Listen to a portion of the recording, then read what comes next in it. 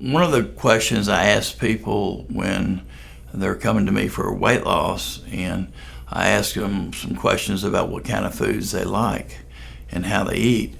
And we often hear people, well, I crave sweets and I love chocolate. And so knowing that really gives me help of how to deal with that individual. For example, if a person is kind of addicted to sugar and on a lot of chocolate, a lot of other sugar foods, cakes, cookies, baked goods, then a lot of times I find they'll have a lot of bacteria in their stomach, intestine, that it makes it hard for them to get off sugar or to diet, because what happens is when you quit feeding those bacteria there, then they start dying. And when they start dying, then you create a reaction in your body, and that causes inflammation, irritation, hunger, and all these things, and you feel an achiness. And so a lot of times, if I can explain what's happening to the individual and then let them know that that will go away if they'll follow my protocol, then they're able to make it through and be successful in their diet. And I think education is really the key to weight loss.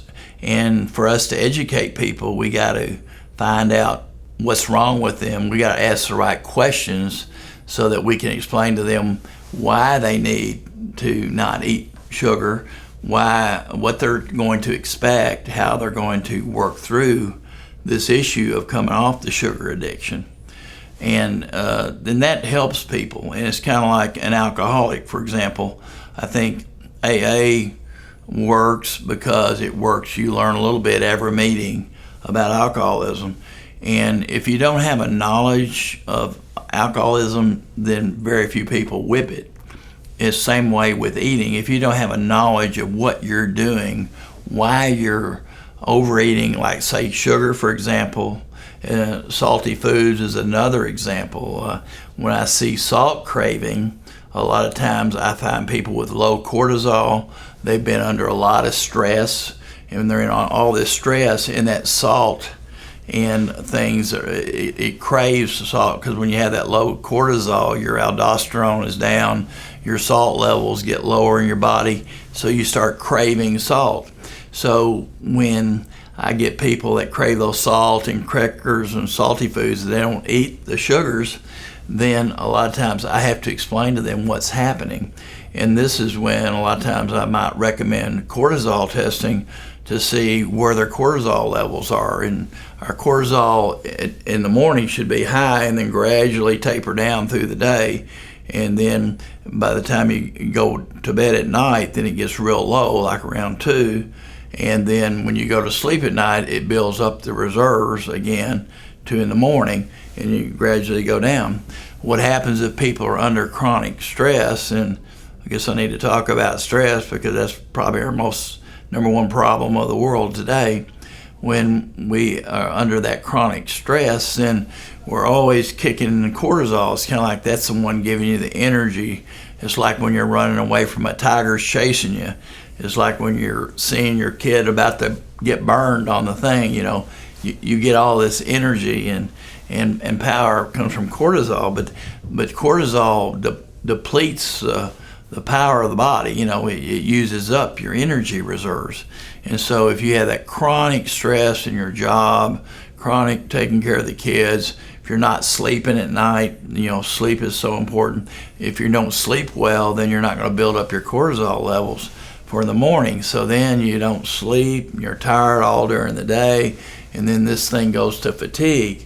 And that's why it's so important to understand cortisol. And then with the obesity, with your cortisol levels too high, then you gain weight, because what happens when you have a high cortisol level, you're running from a tiger, so to speak, you're in a survival mode. When you eat food, it goes to fat storage right away, because you're burning all your quick proteins, your quick sugars, you're burning that running away from the tiger, right? So when you eat something, it's going to go into fat, directly into fat to be stored.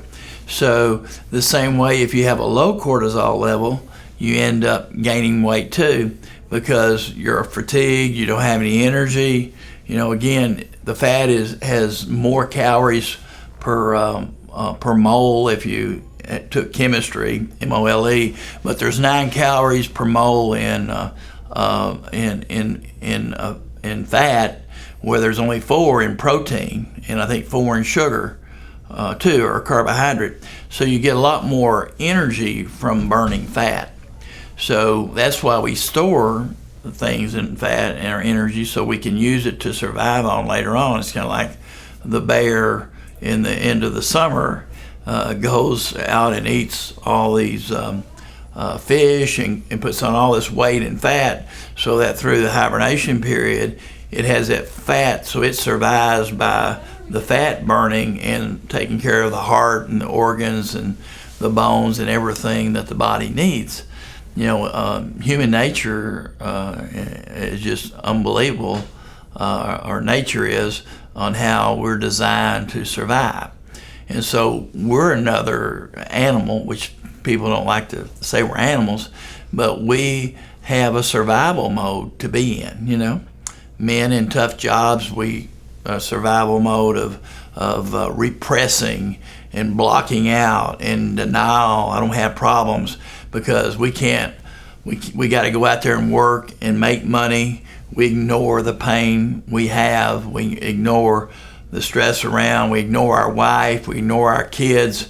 We go around and don't get all emotional because we've got a mission to survive, to make money, to supply for the family. Where a female is got all these tentacles out. They're great multitaskers, we know, where men can't multitask. So they're much better at taking care of the kids, knowing what's going on. They're listening to the other conversation over here, but they're talking the conversation here. They're observing everything. These things are stressors that drain our cortisol levels, drain our energy, and we have got to learn to take care of ourselves.